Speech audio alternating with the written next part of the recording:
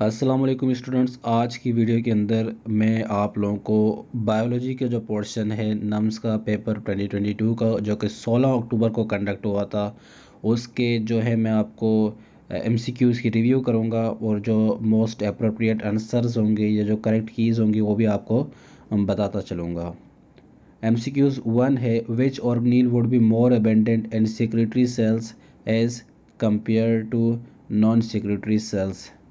तो हमारे पास इसमें जो करेक्ट ऑप्शन है वो है ऑप्शन ब्रेवो, गोल्गी कॉम्प्लेक्स या गोल्गी बॉडीज़। नेक्स्ट है हमारे पास the structure which disappears during cell division. तो इसमें हमारे पास करेक्ट ऑप्शन है option number C, nucleolus disappears during the cell division. MCQs number 3 है the enzyme ATP synthase is located in the membrane of the organelle. हमारी body के अंदर जो ATP है वो कौन सी ऑर्गेनील से बनता है। तो हमारे ये याद रखिएगा कि माइटोकॉन्ड्रिया के इनर मेम्ब्रेन जो कि क्रिस्टल है वहाँ से ये ATP बनता है। नेक्स्ट है dash are spherical sacs surrounded by single membrane and contain hydrolytic enzyme. ये वो हमारे पास कौन सा ऑर्गेनील जिसके हमारे पास ये कुछ डिस्क्रिप्शन दी हुई है जो कि हमारे पास सिंगल मेम्ब्रेन होता है और जिसके अंदर हमारे पास जो है जिसके पास हाइड्रोलाइटिक एंजाइम मौजूद होता है। तो याद रखिएगा वो हमारे पास होते हैं लाइसोसोम्स।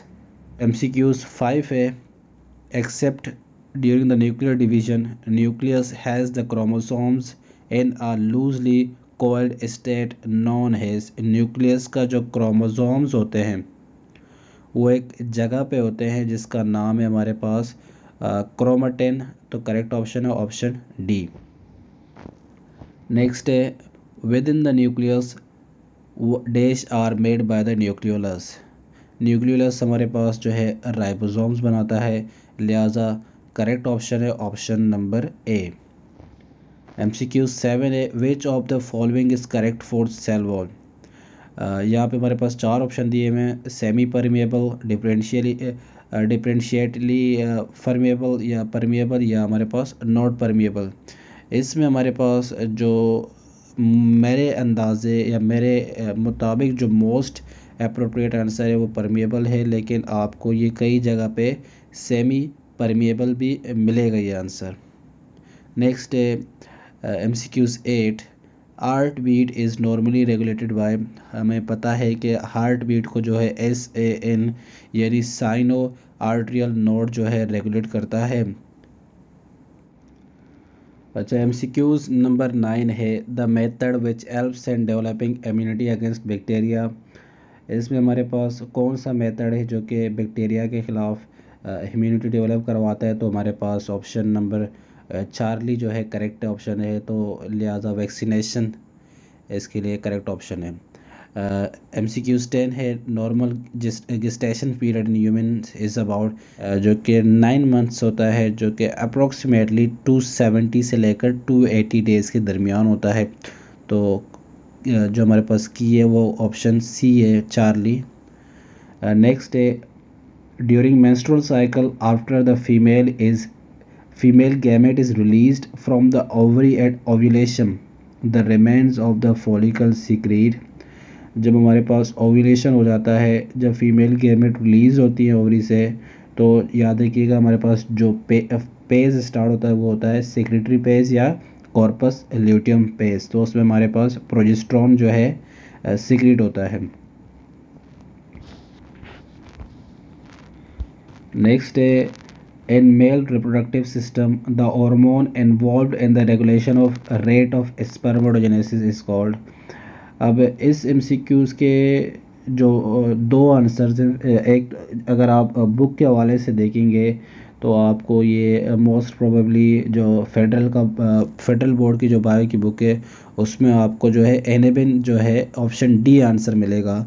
लेकिन अगर आप गूगल पे या यहाँ पे जो है आप इसको देखेंगे in the regulation of rate of spermatogenesis, तो मेरे मुताबिक जो यहाँ पे ऑप्शन सही है वो ऑप्शन सी है टेस्टोस्टेरोन। नेक्स्ट है cervix is the part of. Cervix हमारे पास पार्ट होता है यूट्रस का, लिहाजा ऑप्शन सी चार्ली। नेक्स्ट है which of the following cartilage is most abundant in human body, ये रिपीट हुआ है, पास्ट पेपर्स में भी आया हुआ है, तो ऑप्शन बी हाइलिन कार्टिलेज।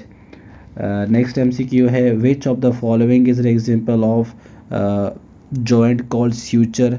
स्यूचर हमारे पास वो जॉइंट्स होते हैं जो फिक्स्ड होती हैं, तो स्कल बोन्स हमारे पास फिक्स्ड जॉइंट्स होती हैं, तो लिहाजा ऑप्शन है ऑप्शन बी। नेक्स्ट है which event does not occur during the muscle contraction, तो हमारे पास जो मसल कॉन्ट्रैक्शन होती है उसमें हमारे पास कौन कौन से जो बेसिक इवेंट्स होती हैं वो तो हमें मालूम है कि आई बैंड जो है शॉर्टन हो जाता है, जी हाँ, एच जोन डिसअपेयर हो जाता है, जेड लाइंस मूव्स क्लोजर, लेकिन जो ए बैंड होता है वो रिमेन्स अनअफेक्टेड, तो लिहाजा ये हमारे पास गलत है, option B A bands shortens. MCQ 17 है smooth muscles are long at spindle shaped with how many nucleus है डैश न्यूक्लियस। सो जो हमारे पास स्मूथ मसल्स होते हैं वो यूनिन्यूक्लिएटेड होते हैं, तो ऑप्शन ए आएगा। नेक्स्ट है blood group which is known as universal donor, जो ब्लड ग्रुप हमारे पास यूनिवर्सल डोनर है वो हमारे पास है और negative, option B bravo.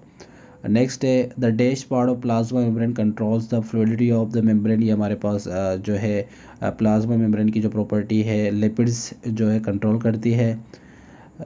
Next है a group of ribosomes attach to mRNA is known as polysome and the attachment is controlled by, जो पॉलीसोम की अटैचमेंट है वो उसको कंट्रोल करती है हमारे पास Mg positive ions, magnesium ions control करती है। नेक्स्ट है an automatic involuntary response to any change external internal is called a reflex, basic definition है रिफ्लेक्स की।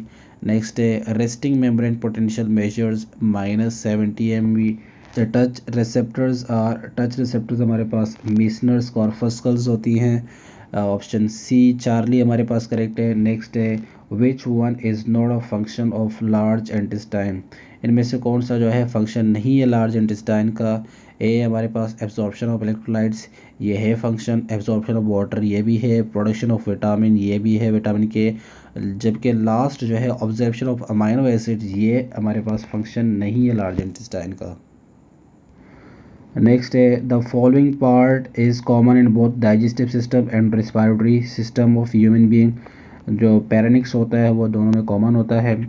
नेक्स्ट है which can be considered as the living characteristics of virus, इसमें can be characterized mutate their genetic material no cellular respiration, जो viruses होती हैं वो lake करती हैं बायोसिंथेटिक मशीनरी की, ये एक हमारे पास एक कैरेक्टरिस्टिक्स है जिससे हम कंसीडर कर सकते हैं कि वायरस एक लिविंग कैरेक्टरिस्टिक्स है।